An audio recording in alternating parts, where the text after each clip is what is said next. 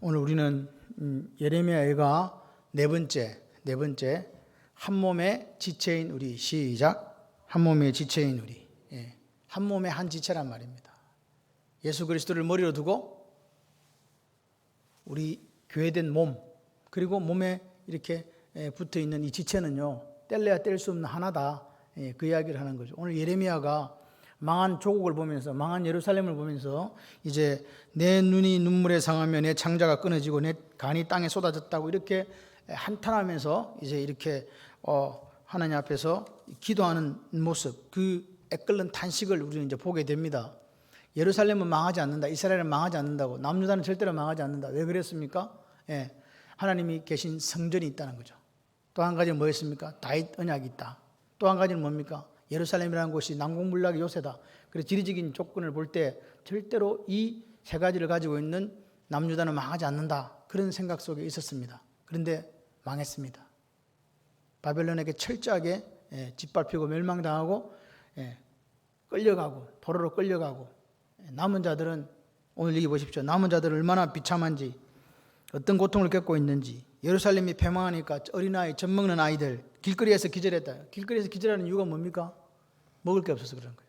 아무것도 없는 거예요.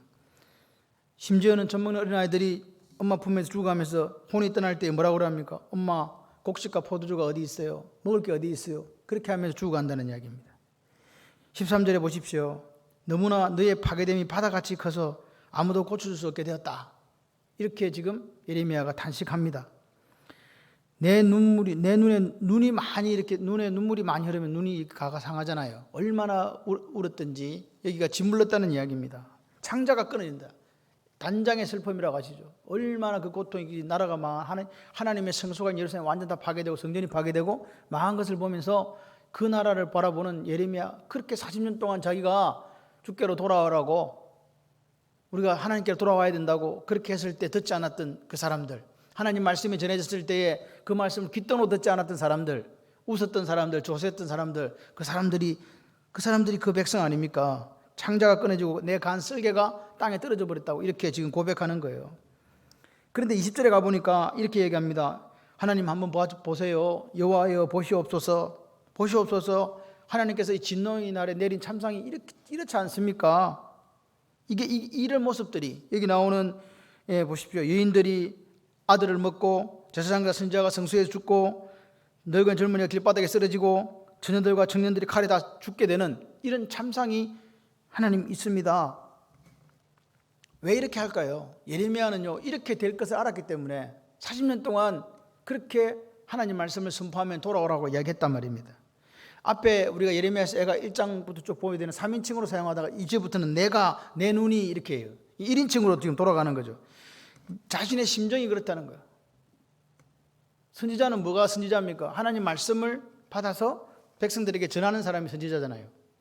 그죠? 그러니까 반드시 하나님 주신 이상, 비전을 봐야 돼요. 묵시, 계시를 봐야 되거든요. 근데 지금 그 시대는 참 선지자와 거짓 선지자가 혼재했거든요. 하나냐와 같은 사람은요, 평안하다, 절대로 그런 일이 없다, 우리는 망하지 않는다, 그렇게 했던 사람이란 말입니다. 그런데 예레미야가 뭐라 그랬습니까? 아니다, 망한다, 철저하게 무너진다, 포로 가더라도 가라, 그냥 가서 거기 가서 하나님 잘 섬기고 있으면 하나님께서 다시 돌아오게 할 것이다. 그랬을 때 예레미야는 반역자가 됐습니다. 하나냐는요, 멋있는 선지자였습니다. 근데 누가 거짓 선지자였습니까? 그렇게 평안하다고 이야기했던, 아무 일 없다고 이야기했던 그 선지자가 거짓 선지자였습니다. 오늘 나라가 망하고 백성이 패망하니까 젖먹이, 어린아이 길거리에서 그냥 다 죽어가는 거예요. 먹을 게 없어서. 20절에 뭐라고 했습니까? 심지어 자기 열매, 곧 그들이 낳은 아이들을 삶아서 먹어야 되는 그런 비참한 상황이 왔다는 거죠. 그런데 예레미야는요, 이런 현실을 목도하면서 그렇게 창자가 끊어지고 간이 땅에 이렇게 쏟아지고 내 눈물 때문에 눈이 상하는 그런 상황 속에서도 예레미야는 사실은 할 말이 많은 사람이잖아요. 왜? 하나님 말씀만 전했거든요. 근데 아무도 그 말에 귀를 기울이지 않았어요. 결국 그 결과가 뭐냐? 하나님의 진노의 날이 도래했다는 거죠. 여러분, 우리나라를 보십시오. 우리나라가 참 잘 살잖아요. 하나님께서 135년 전에 선교사들이 이 땅에 들어와서 부활절 아침에 들어왔습니다. 아펜셀레와 언더우드 선교사가 인천 제물포항을 들어올 때 그들이 감리교 선교사와 장로교 선교사였습니다. 근데 두 사람은 제가 볼 때 지금도 우리나라가 무슨 감리교다 장로교다 뭐 침례교다 이런 이유가 없는 게 그 두 사람은요 어떻게 왔냐, 누구도 일찍 들어온 사람 없이 똑같이 발을 하나 둘 셋 이끌고 왔어요. 멋있죠? 안 멋있으세요? 초기 선교사들은요 합력하여 선을 이룬다는 거 알았어요. 그래서 지역도 나눴어요. 그래서 어떤 쪽에 보면은 감리교가 많고 어떤 쪽에는 장로교가 많은 이유가 그거예요. 그냥 막 다 그런 게 아니라 지역을 정해가지고 선교를 했다 이 말입니다. 협력하고. 그래서 이 나라가 이렇게 잘 살게 되었어요. 저는 그렇게 생각해요. 하나님이 은혜를 주셔서. 지금 어떻게 돼가고 있는가 한번 보세요.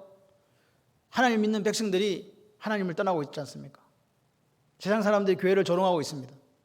나라는 어느 방향으로 가는지 모르게끔 지금 가고 있습니다. 잘 사는 데는 많은 시간이 걸립니다. 그러나 망하는 데는 시간이 없습니다. 순식간에 망합니다. 그게 실체적인 현실이잖아요. 하나님의 진노의 날이 우리에게도 임할 수 있다는 사실을 기억해야 됩니다. 이 지금 바벨론이 예루살렘을 멸망시켰을 때 어린아이들과 청년들이 다 죽는 날이었다니까요. 미래가 없다니까요. 그러니까 말씀을 40년 동안 그 말씀을 전했지만 예레미야의 마음속에는요, 가슴이 시원한 게 아니고 아파서 견딜 수 없는 그 단장의 슬픔이 있는 거예요. 그런데 이 상황은 17절에 나온 것처럼 17절 여호와께서 이미 정하신 일을 행하시고 하나님께서 정해놨다니까요. 너희들 돌아오지 않으면 어떻게 된다고 분명히 경고하고 또 말씀을 전했어요. 옛날에 명령하신 말씀을 다 이루었습니다. 옛날에 다 여러분 쉐마라는 거 신명기 6장 4절에 쉐마 들어라. 하나님 여호와는 유일한 여호와시니 너희는 마음을 다하고 뜻을 다하고 힘을 다하여 너 여호와 하나님을 사랑해라. 하나님은 그거 하나밖에 요구한 게 없어요. 사랑하라고.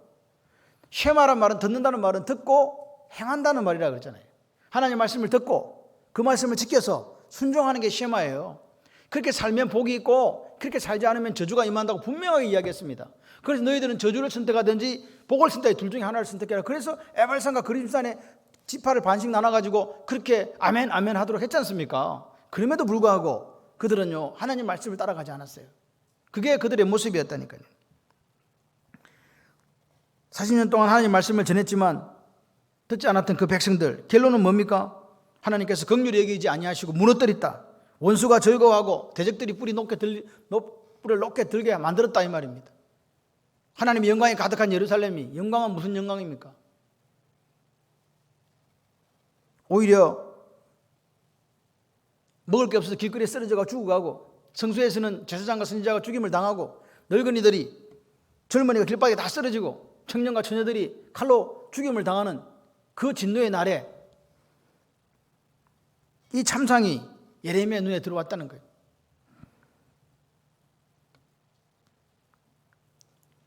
제가 왜 예레미야를 밤에 갑자기 예레미야 에가스를 하게 됐는가 기도하면서 이 나라 이민족을 보고 우리를 볼 때 우리나라가 우리가 이와 같은 상황이 아닌가.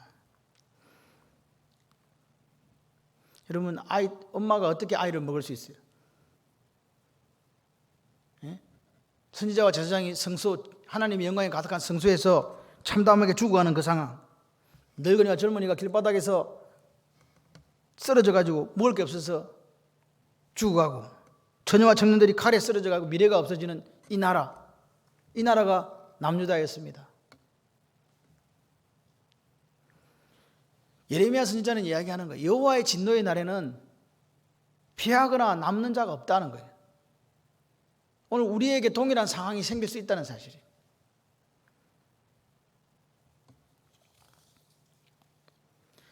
(13절부터) (17절에) 보시면 14절 마지막에 누가 고칠 수 있는가? 13절 보세요. 너의 파괴됨이 바다같이 크니 누가 너를 고쳐줄 소냐? 이건 고쳐줄 소냐 그런 게 아니라 누가 고쳐주지 그 말이에요. Who can heal you? 누가 너를 치료해 주지? 누가 너를 고쳐주지 그 말입니다. 그런데 여러분 기억하셔야 돼요. 이 지금 이스라엘의 멸망에 큰 기여하고 역할을 한 사람이 누구냐? 선지자들이었다는 거예요. 오늘날 목사들이 나라를 망하는데 일조하고 있다고 그렇게 지금 성경은 이야기하고 있는 거죠. 뭐라고 이야기합니까? 어리석고 헛되고 어리석은 묵시 계시를 전했다는 거예요. 하나님께 받지 않은 것을 자기 생각을 하나님인 것처럼 거짓말 내가 전했단 말입니다. 뭘 통해서? 강단을 통해서 마치 말씀인 것처럼 그렇게 전했다 이 말입니다. 누가? 이스라엘 그 당시 남유다의 선지자들이 말입니다. 그렇게 거짓말로 전했기 때문에 거짓 평안을 전하니까 이스라엘 사람들이 그 사람들의 죄악을 드러내가지고 회개하고 돌이키도록 만들어야 되는데 그렇게 못했다는 거예요. 거짓 경고와 미혹만을 볼 수 있도록 그렇게 눈을 감겨버렸다 이 말이면 누가? 선지자들이. 오늘날로 치면 누가? 제가 목회자지만 서글프고 마음이 아파요. 우리는 지금 강단에서 전국교회 1000만여 교회 강단에서 정말로 하나님 말씀만 증거되어지고 있는가라는 문제에 대해서 고민합니다. 이런 거짓 선지자들은요 지금 이스라엘을 고쳐줄 수 없었습니다. 마찬가지입니다. 지금도 우리나라도 마찬가지입니다. 하나님 말씀이 제대로 전해지지 않으면 누가 성도들을 고쳐준단 말입니까? 누가 백성을 고쳐준단 말입니까? 왜 예루살렘이 자녀가 굶어 죽는 그런 일이 생기고 그런 비참한 멸망을 당했냐 이 말입니다. 내 거짓 선자들이 내게 대하여 헛되고 어리석은 묵시를 보았으므로 내 죄악을 드러내야 되는데 드러내지 못하고 내가 사로잡힌 것을 돌이키지 못했다라고 14절에 이야기합니다. 그들이 거짓 경고와 미혹해 할 것만 보았다 그랬습니다. 당시의 선지자들은 하나님 말씀 전하지 않고 하나님과 같은 사람들은 잘못 본 환상을 마치 하나님의 말씀인 양 전했다는 거죠. 죄악을, 선지자 역할은 뭐냐? 하나님께 주신 말씀을 전해가지고 죄악을 드러내고 그리고 그 사로잡혀 있는 것을 풀어줘야 하는 역할을 해야 되는데 그 역할을 못했다고 하는 거예요. 지금도 마찬가지입니다. 하나님이 왜 선지자를 세웠습니까? 물어봐야 되는 거예요. 왜 하나님이 목회자를 세웠습니까? 하나님 말씀을 바르게 선포하라는 것 아닙니까? 바르게 선포해서 우리가 잘못된 것이 있다면, 우리의 죄악이 있다면 그 죄악을 드러내서 회개시키고 포로로 잡혀가는 것, 사로잡혀가는 것을 막아야 되는 게 선지자 역할이고 오늘날 목회자 역할이라고 저는 믿습니다. 그게 성경의 이야기입니다. 그런데 당시 거짓 선지자들은 어떻게 했습니까? 백성들이 돌이켜서 해결할 수 있는, 재앙에 돌이키게 하는 그 말씀을 전했습니까? 아닙니다. 무조건 잘 될 것이라고 했습니다. 무조건 잘 될 것이라 했습니다. 지금 우리나라가 어떻게 돼가고 있습니까? 무조건 잘 됩니까? 우리의 미래가 그렇게 우리가 생각하는 것처럼 장밋빛으로 돼가지고 교회가 부흥하고 하나님 나라가 다시 확장되는 역사가 있을 것이라고 좋게만 평가할 수 있는 상황입니까? 솔직히 말해서 지난해 2월달부터 지금까지 교회 예배를 못 드렸습니다. 무너지는 교회요 속출합니다. 살아있는 교회도 물론 있겠습니다. 근데 무조건 잘 될 것이라고, 조금만 지나면 잘 될 것이라고. 조금만 지난 게 1년이었습니다. 지금 또 우리는 또 어떻게 가고 있습니까? 여러분 기억하셔야 돼요. 예레미야 14장 14, 16절에 이렇게 이야기합니다. 여호와께서 내게 이르시기를 선지자들이 내 이름으로 거짓 예언을 하도다. 나는 그들을 보낸 적이 없다. 나는 그들에게 명령하거나 이러지도 않았다. 그런데 그들이 거짓 계시와 점술과 헛된 것과 자기 마음의 거짓으로 너에게 예언을 하는구나. 그러므로 내가 보내지 아니하여서도 내 이름으로 예언하기를 칼과 기근이 이 땅에 이르지 아니하리라 하는 선지자들에 대하여 여호와가 이와 같이 말씀했다. 그 선지자들은, 그렇게 거짓말한 선지자들은 칼과 기근에 멸망할 것이요 그들의 예언을 받은 그 백성들은 기근과 칼로 말미암아 예루살렘 거리에서 던짐을 당하게 할 것인즉 그를 장사 지낼 사람들이 없을 것이고 그들의 아내와 아들과 딸이 그렇게 되리니 이는 내가 그들의 악을 그 위에 부음이니라. 하나님께서 분명하게 말씀하시는 거예요. 여러분 하나님은 우리에게 복을 주시기를 원하시는 분인 줄 믿습니다. 화를 주는 분이 아닙니다. 그런데 성경의 어느 구절을 찾아봐도 무조건 잘 된다, 무조건 복 받는다 이런 구절 없습니다. 그건 거짓 선지자들의 메시지입니다. 평안하다 잘 될 것이다 하는 것도 다 거짓입니다. 성경 어느 한 군데도 무조건 잘 되고 무조건 복 받는다고 말씀하지 않습니다. 신명기에서 뭐라고 얘기했습니까? 하나님이 주신 말씀을 잘 듣고 지켜서 순종하면 할렐루야, 나만 복 받는 게 아니고 나를 통해서 내가 축복의 통로가 되어서 이웃도 복 받고 내가 복의 통로가 되어서 내 자녀도 복 받고 그렇게 된다라고 말씀하십니다. 그래서 쉐마 들으라 라고 말씀하시는 거예요. 들으라 뭐라요? 듣고 지키고 순종하고 그렇게 살아라는 겁니다. 그런데 하나님 백성들이 하나님의 말씀을 듣지 않고 지키지 않고 순종하지 할 때 어떤 결과가 있습니까? 너 자신뿐만 아니라 네 이웃과 자녀에게도 화가 있을 것이라고 성경 분명하게 이야기하지 않습니까? 돌이킬 수 없는 하나님의 말씀이라고 믿으시면 아멘. 그런데 그 당시에 선지자들은 이 하나님의 말씀을 제대로 전가하지 않았습니다. 사람들이 듣기 싫어한다고 죄를 드러내지도 않았습니다. 회개 메시지 안 전했습니다. 무조건 잘 될 것이라는 메시지만을 정했습니다. 혹시 오늘날 우리 한국 기독교의 모습은 아닙니까? 무조건 잘 될 거야. 여러분 한번 설교를 들어보십시오. 어디서 회개하라는 말이 나옵니까? 여러분, 예수님께서 마가복음 1장 15절에 공생애를 처음 시작할 때 이렇게 말씀하셨습니다. 때가 찼고 하나님 나라 가까웠으니 회개하고 복음을 믿으라. 다른 성경에는 회개하라 천국이 가까웠느냐 이렇게 했습니다. 여러분, 오늘 하나님의 나라는요, 회개하지 않으면 절대로 하나님 나라를 경험할 수 없습니다. 다시 말해서 우리가 하나님 앞에 말씀을 듣고 회개하는 회개의 영이 임하지 않으면 절대로 하나님 나라를 회복할 수도 없고 하나님 나라를 우리가 체험할 수도 없다는 사실입니다. 기억하셔야 돼요. 여러분, 날마다 하나님 내게 회개의 영을 부어주시고 내가 하나님의 말씀대로 살지 못한 거 용서하시고 다시 일어설 수 있는 힘과 용기를 더해 주십시오. 그렇게 기도하는 우리가 되어야 됩니다. 여러분, 그렇게 살았을 때 그들이 거짓 선지자들의 메시지를 듣고 무조건 잘 될 것이다, 회개한 영도 없고 그렇게 살았을 때 결론이 뭡니까? 예루살렘의 멸망이었습니다. 그 자녀들의 멸망이었습니다.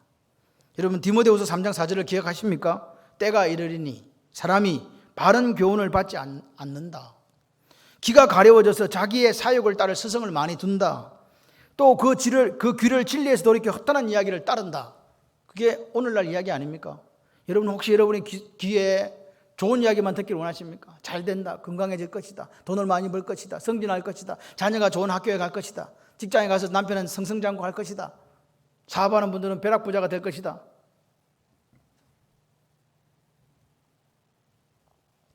무조건 잘 된다는 메시지, 그게 과연 하나님의 뜻인가를 한번 점검해 봐야 됩니다. 죄를 드러내는 메시지는 실제적으로 오늘날 성도들이 듣기 싫어합니다. 그래서 잘 된다는 메시지를 전하는 거예요. 그리고 더 중요한 사실은 그런 설교를 하는 설교자가 인기를 끈다는 거예요. 여러분, 제가 모르겠습니다. 책을 보지는 못했습니다. 어떤 책에 보니까 풀림이라는 책이 있더라고요. 풀림. 여러분, 저는 그 책을 보지 않았는데 제가 생각하는 풀림은요, 우리가 말씀과 기도를 회복할 때 풀립니다. 여러분, 말씀과 기도 외에는 다른 방법이 없습니다. 말씀과 기도로 거룩하여짐이라. 할렐루야. 여러분, 우리가 인위적인 방법으로 우리를 풀 수 있는 방법이 없습니다. 회개하는 것밖에 없습니다. 다시 주님께로 돌아오는 것밖에 없습니다. 와서 오늘 우리가 하나님 앞에 무릎을 꿇고 우리가 말씀과 기도로 거룩해지면 됩니다. 그러면 다시요, 하나님께서 그 우리를 통하여 생수의 강을 흘려 보내주실 줄 믿습니다. 나라가 힘들다, 교회가 안 된다, 그런 허무주의에, 마귀가 주는 허무주의에 빠져서는 안 됩니다. 오늘도 세상은 다 변한다 할지라도 나는 기도의 기도자가 되고 무릎 꿇는 낙타의 무릎이 되고 오늘도 말씀과 기도를 사모해서 그렇게 살아갈 거야 라는 결단이 여러분에게 있으시면 돼요.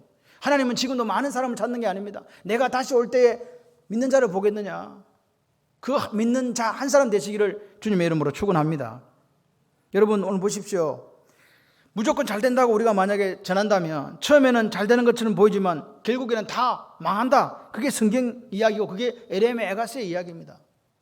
여러분, 예루살렘 멸망하는 데는요, 일조한 사람이 누군지 아십니까? 거짓 선지자들이었습니다. 지금 제가 제 욕을 하고 있는 겁니다, 솔직히. 여러분, 말씀은요, 목회자가 말씀을 전하잖아요. 제 1차 청중이 누군지 아십니까? 여러분이 아닙니다. 제 입을 떠날 제일 먼저 듣는 사람이 접니다. 제가 지금 저한테 이 이야기를 하는 거예요. 너는 지금 하나님 말씀 앞에 정직하게 반응하는 목사냐? 여러분, 하나님 말씀이 다른 사람의 죄를 드러내기 위해서 있는 거 아닙니다. 누구 죄를 드러냅니까? 하나님 앞에 나를 보게 하는 거라니까요. 양성환 목사, 너는 제대로 살고 있냐고, 나의 죄를 보게 하고 나의 교만을 보게 하고 여전히 내가 내 삶의 주인인 것을 보게 하는 게 하나님 말씀인 줄 믿습니다. 하나님의 전신갑주를 입을 때 성령의 금은요, 상대방을 공격하는 금이 아니에요. 자기를 찌르는 금입니다. 기억하셔야 돼요. 말씀을 볼 때마다 우리가 가슴을 치고, 말씀을 볼 때마다 하나님 앞에 무릎 꿇고 철저히 나를 회개하고 날마다 돌이키게 하는 그 역사가 오늘 우리에게 있기를 소원합니다. 완전히 돌아서야 돼요. 이 나라를 살리려면 내 한 사람 한 사람이 완전히 돌아서야 돼요. 턴백 해야 되네. 완전히 돌아서 가지고 그 가던 길을 멈추고 다시 말씀을 따라 하나님 원하신 좁은 길을 걸어가는 인생들이 있을 때 한국교회는 소망이 있는 거예요. 여러분, 예레미야 에가서의 말씀이 누구 말입니까 도대체? 내 앞에 닥친 불행을 돌이키게 하시는 하나님 말씀이라고 그렇게 들으시기를 바랍니다. 15절에 보시면 지나가는 자들, 모든 지나가는 자들이라는 말은 내 대적들, 원수들입니다. 뭐라고 이야기합니까? 조롱한다고 얘기합니다. 예루살렘은 어떤 예루살렘입니까? 하나님의 영광이 있는 곳이었거든요. 세상 사람들이 부러워하는 곳이었어요. 고대 근동에는 각자 나라에 자기들을 섬기는 신이 있다고 믿었어요. 그 신의 보호를 받는 거죠. 그런데 자기들을 볼 때 이스라엘 민족이 섬기는 여호와는요, 위대한 신이었다니까요. 그래서 묵시적으로 우리가 암묵적으로 동의하는 게 있어요. 남의 신 욕하지 말자. 그런데 오늘 보세요. 지나가는 자들이 조롱하고 박수치고 비웃고 머리를 흔든다고 그렇게 이야기하잖아요. 그러면서 이야기합니다. 모든 세상 사람들의 기쁨, 그리고 뭐요? 온전한 영광이라고 떠버리고 있더니 이스라엘 사람들이 그 지금 허물어져 버린 이 성이 그 성이 맞아? 이렇게 떠들어대는 거죠. 어떻게 이런 일이 일어날 수 있냐고요. 조롱하는 사람들. 16절에 보십시오. 원수들. 이 원수들은 바벨론을 포함한 대적들입니다. 입을 벌리고 비웃으면서 우리가 이 예루살렘을 삼켰다. 우리가 바라던 날이 이 날이다. 원수 대적이 그렇게 한다 이 말입니다. 그들의 교만을 우리가 볼 수 있습니다. 그런데 중요한 사실은 17절에 이 모든 일은 여호와께서 정하신 일이라고 성경은 이야기하는 게 너무 마음이 아픕니다. 여호와께서 정하신 일이고 대적자들의 뿔이 높이 들리게 하신 것도 하나님이시라는 거예요. 이 재앙의 원인이 뭐냐고요. 이 진노의 날이 임한 이유가 뭐냐. 잘못된 복음을 전한 의용 선지자들, 그리고 그 잘못된 복음을 복음인 줄 알고 유한겔리오인 줄 알고 그게 진짜인 줄 알고 따라간 이스라엘 백성들, 양자 모두의 책임이다 그 말입니다. 우리가 그런 우스갯소리로 그런 이야기 하잖아요. 한국 교회가 유럽 교회를 닮아가지고 그냥 사람들이 세상으로 가서 교회가 문을 닫을 거야. 잘 안 될 수도 있지 않을까. 그래 다음 세대를 대비해야 돼. 이런 이야기를 했었습니다. 근데 지금 그렇습니까? 우리가 예배를 못 드리는 게 유럽을 닮아서 그렇습니까? 아닙니다. 오늘 혹시 우리가 이렇게 지금 예배를 못 드리고 있는 이유가 우리가 하나님 앞에 말씀 앞에 정직하지 못하고 말씀 앞에 제대로 살지 못해서 오늘 우리가 겪고 있는 것이라면 하나님이 원하시는 게 뭘까? 자명한 사실 아닙니까? 회개하고 돌이키는 겁니다. 한국교회 전체가 회개하고 돌이키면 됩니다. 다시 말씀으로 돌아가면 됩니다. 예레미야 선지자가 하나님께서 정하신 재앙이 임했지만 너무 가슴이 아프고 고통스럽고 힘들다는 거예요. 이 일이 우리에게 닥쳤을 때 어떻게 했냐 그 말입니다. 18, 19절에 보면 이런 상황에서 그러면 할 수 있는 게 뭐냐, 우리가 할 수 있는 게 뭐냐 이야기가 나오는 거죠. 눈물을 강처럼 흘려라, 일어나라, 부르짖어라, 쏟듯해라, 너 손을 들어라. 다 명령이에요. 이스라엘 백성들에게 이야기하잖아요. 이 한마디로 표현하면 기도하라는 이야기입니다. 그리고 금지하는 게 두 개 나와요. 쉬지 말고 기도하고 쉬게 하지 마라 그래요. 계속해서 기도하라는 이야기. 나라와 민족을 놓고 기독교인들이 할 게 뭐냐? 눈물로 기도하는 거예요. 시온의 성벽, 여러분 성벽이 무슨 놈의 기도를 합니까? 그런데 시온의 그 무너진 이 시온의 성벽이라는 것은 하나님의 영광이 가득해야 되는데 무너져 버렸다는 거죠. 그런데 그 무너진 성벽조차도 부르짖음에 기도에 부르짖으라 내가 내게 응답하겠고 내가 알지 못하는 크고 엄밀한 일을 보이려 하신 하나님의 역사가 나타난다. 성벽 니도 기도해라 그 말입니다. 밤낮으로 눈물을 강처럼 흘리고 쉬지 말고 흘리고 눈동자로 쉬지도 마라. 그게 하나님의 이야기입니다. 말씀입니다. 여기 보시면 초저녁에 19절에 초저녁에 일어나 부르짖, 이거는 지금 개혁 개정입니다. 앞에 개혁 한글에는 뭐라니까 밤 초경에 그랬습니다. 이스라엘은 밤을 12시간을 4로 나눕니다. 4시간씩. 그래서 1경, 2경, 3경, 4경 그렇게 가는 거예요. 실제적으로 이 경이라고 하는 것은 옛날 우리나라도 있었어요. 밤 되면 경, 혹시 옛날 그거 보면 뭐 이렇게 딱딱 치면서 다니는 거 그거 야경에 순찰 돌기 시작할 때 딱딱 하면서 그거 하거든요. 그거가 똑같은 거예요, 이거. 그러니까 이게 무슨 말이냐? 1경, 2경, 3경, 4경쯤 제일 밤에 순찰 돌기 시작하는 그 초저녁부터 기도하라는 거예요. 무슨 말입니까 이게? 남들이 다 자고 쉬는 시간에 와서도 기도해야 된다 그 말입니다. 나라와 민족을 놓고 하나님 앞에 기도하라 그 말입니다. 일어나 부르짖어라. 그냥 단시간 기도하고 마는 게 아니고 거듭해서 반복해서 하나님께 도움을 요청해라. 근데 지금 우리 기도가 식어가고 있잖아요. 말씀이 식어가고 있잖아요. 마음을 주의 얼굴 앞에 물 쏟듯 하라는 뭡니까? 네 마음의 감정을 드러내놓고 하나님 앞에 도움을 구해라, 그 말 아닙니까? 구하라는 거예요. 여기 보시면 각 길거리 어귀에서 죽어가는 자녀들의 생명을 위해서, 뭘 위해서? 죽어가는 자녀들의 생명이란, 줄여서 배고파서 죽어가는 자녀들의 생명을 위해서, 어린 자녀들을 위해서 주께 기도하라, 이 말은 뭐냐? 다음 세대를 위해서 기도하라는 이야기입니다. 지금 다음 세대가 무너지고 있잖아요. 여러분, 오늘 이 밤에 예레미야 선지자는 우리에게 지금 뭔 이야기야? 예루살렘 멸망을 보면서 같이 해보실래요? 함께 기도하는 것만이 살 길이다. 할렐루야. 여러분, 함께 기도하는 것만이 살 길이라고 지금 계속해서 이야기하는 거예요. 도망가지 말라는 거예요. 제3자가 돼가지고 이게 남의 당하는 일이니까, 내 일이 아니니까 에이 괜찮다. 아닙니다.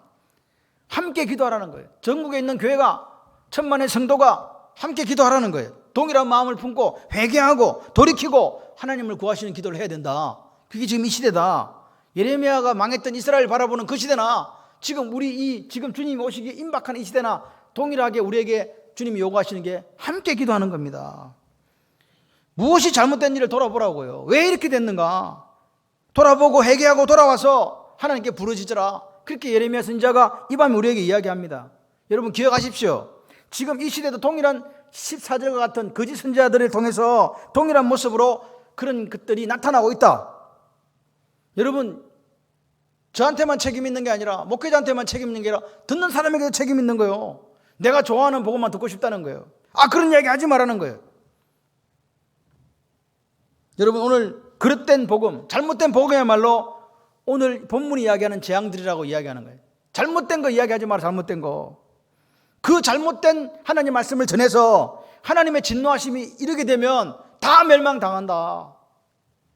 하나님의 진노하심의 결과가 뭡니까? 어린아이들은 죽음에 이르고 청들까지 칼에 죽는 비참한 상황이 발생한다. 이 문제를 해결할 수 있는 분은 누구밖에 없다? 하나님 한 분밖에 없다. 이 나라와 이 민족을 놓고 그렇게 부르짖고 도전하라고 예레미야 선지자가 지금 우리가 예레미야 애가를 통해 우리에게 이야기하고 있습니다. 여러분, 예배가 생명이라고 믿어지십니까? 기도가 영혼의 호흡이라고 믿어지십니까? 여러분, 우리는 말은요 잘해요, 청산유수처럼. 근데 뭐가 안 돼요? 지금 말씀을 듣고 지키고 순종하는 이게 안 돼요. 듣는 거는 된다니까 뭐가 안 된다고? 지키고 순종하는 게 안 되잖아요.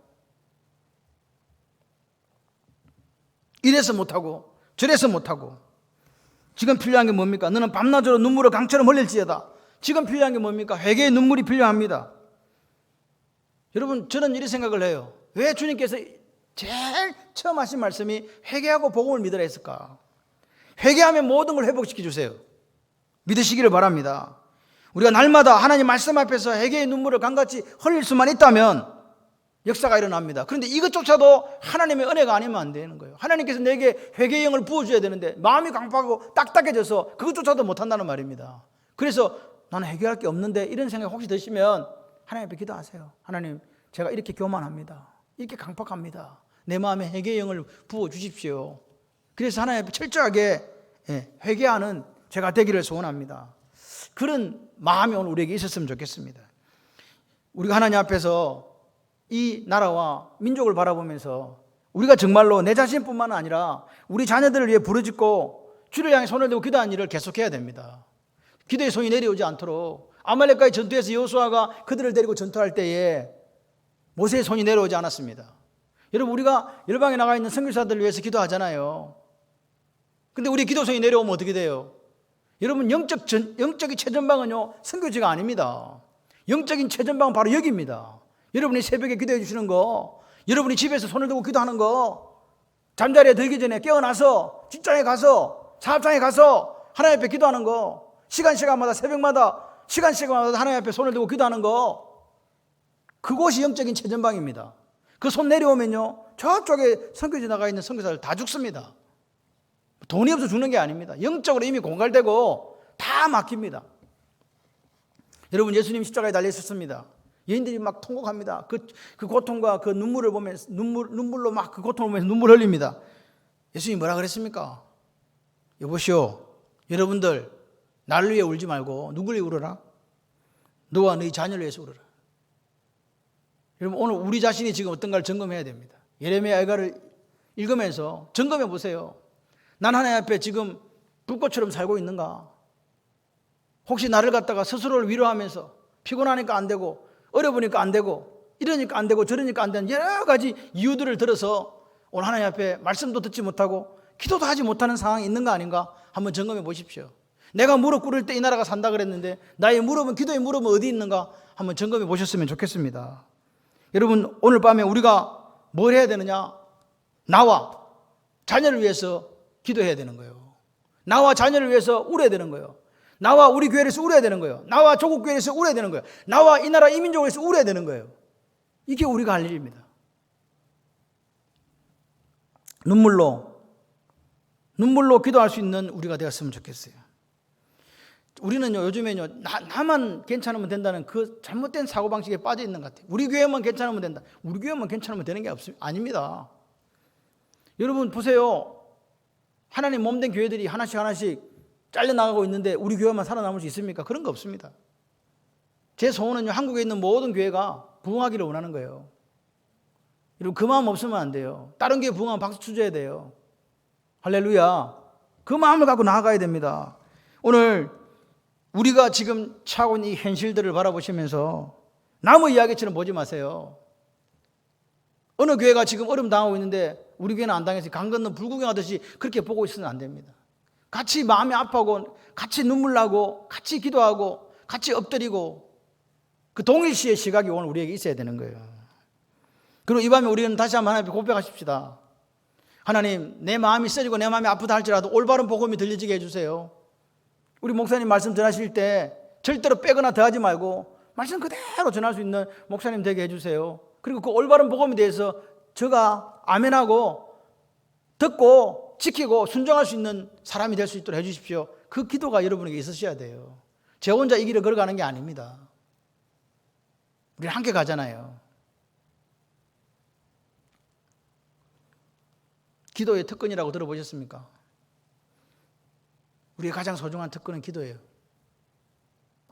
아무것도 없어도 하나님께 나와 기도하면요 들으세요. 목회자로서 이런 생각을 해요. 참 마음이 아파요. 이렇게 기도하면 새벽에 기도하며 이렇게 기도하면요 마음이 아파요. 제가 사실 하루 종일 할 수 있는 게 어디 교회를 안 나가기 때문에 맨날 왔다 갔다 하면서 하는 게 기도예요. 저는 산에 같이 안 가는 이유가 혼자 가는 이유가 기도하려고 그냥 혼자 가요. 사실 혼자 가면요 가끔씩 그런 생각이 내가 쓰러지면 누가 나를 구해주지 이런 생각을 하기도 해요. 솔직히 그래서 반드시 핸드폰을 들고 가요. 마누라한테 눌러야지. 그래가지고 가요. 핸드폰을 반드시 들고 가요. 그렇다고 산에 가시면서 핸드폰을 들고 막 이렇게 뭐 음악 듣고 하시는 분들 계시잖아요. 저는 음악도 안 듣습니다. 저는 그냥 가요. 하지만 그냥 가요. 그때 무슨 기도하냐? 화살 기도해요. 한 개만 갖고 기도해요. 한 개만. 난 한 개만 기도한다. 하나님께 듣다가 지쳐가지고 그만 좀 해라 할 때까지 계속 한 개만 기도하는 거예요. 그런데 하나님께서요 희한한 거는요 하나님은요 제 기도를 들으세요. 아니 저 목사가 또 뭔 이야기 하나. 여러분의 기도도 들으신다고요. 여러분의 눈물의 기도 하나님께 들으십니다. 걱정하지 마세요. 여러분 믿음과 근심의 상관관계에 대해서 오늘 아침에 우리 아침 오전 때 이야기했습니다. 근심, 걱정, 두려움, 염려 다 한편입니다. 반대편에 뭐가 있습니까? 믿음입니다. 믿음이 100%면요 근심 제로입니다. 근데 여러분 마음속에 근심, 두려움, 염려 이게 90%면 믿음은 10%로 내려갑니다. 마음속에 성령 충만할 수가 없습니다. 말씀 충만할 수가 없습니다. 기도해 보세요. 나는 할 수 없는데 하나님께서 역사하십니다. 오늘 우리가 이 어렵고 힘든 시대에 어떻게 하자고요? 좀 특별하세요. 특별해지기를 한번 그렇게 작정해 보세요. 난 특별한 기도 할 거야. 난 특별한 예배 드릴 거야. 할렐루야. 난 하나님 앞에 특별한 삶을 살 거야. 그래서 나는 그렇게 큰 인물 아니지만 나라와 민족을 위해서 교회를 위해서 조국 교회를 위해서 그렇게 기도할 거야. 하나님께서 나의 이 작은 몸부림에도 역사하실 거야. 그렇게 믿고 나아가는 저와 여러분 되기를 소원해요. 저는 우리 교회가 큰 역할을 할 것이다 그런 생각은 해본 적이 없습니다. 그냥 우리가 서 있는 이 자리에서 오늘도 기도하고 오늘도 말씀 보고 전하고 듣고 지키고 행하면 순종하면 역사 일어난다. 그런 교회들이 모이면요 힘이 생기는 거예요. 그런 교회가 많아지기를 소원해요. 오늘 예레미야가 타는 마음으로 애타는 마음으로 정말 단장의 그 고통을 가지고 하나님 앞에 호소하면서 기도했던 것처럼 오늘 우리가 하나님 앞에 함께 기도할 수 있다면 우리 조국교회는 미래가 있습니다. 이 대한민국 조국도 미래가 있습니다. 그리고 우리 다음 세대도 저는 미래가 있다고 생각합니다. 그러니까 확신합니다. 여러분 우리는 함께 가는 거예요. 주님 다시 오실 때까지 함께 이 길을 걸어가는 겁니다. 예루살렘 멸망을 보았던 예레미야 눈물이 우리 눈에 서리지 않도록 이 나라 이 민족이 망하는 거, 이 나라가 망하는 거 보면서 그 참상을 보면서 통곡하지 않도록 누가 해야 되냐? 내가 기도한다. 할렐루야. 내가 하나님 앞에 서 있는다. 예수님 우리에게 부탁하셨어요. 이 십자가 들고 내가 올 때까지 지켜주겠니? 네, 지켜드리겠습니다. 근데 알고 보니까 비가 오고 바람 불고 눈이 와도 예수님이 안 오시는 거예요. 그래서 이 친구가 이야기한 거예요. 주님 오신다 해서 왜 안 오십니까? 했더니 뒤를 이렇게 보니까 예수님이 다 돌멩이도 막아주시고 다 막아주고 자기는 십자가만 들고 있는 거예요. 우리가 기도할 때에 우리가 하나님의 말씀을 듣고 지키고 행하고 순종할 때에 그 모든 불화살을 주님께서 막아주시고 영적 전쟁에 승리하게 해주실 줄 믿습니다.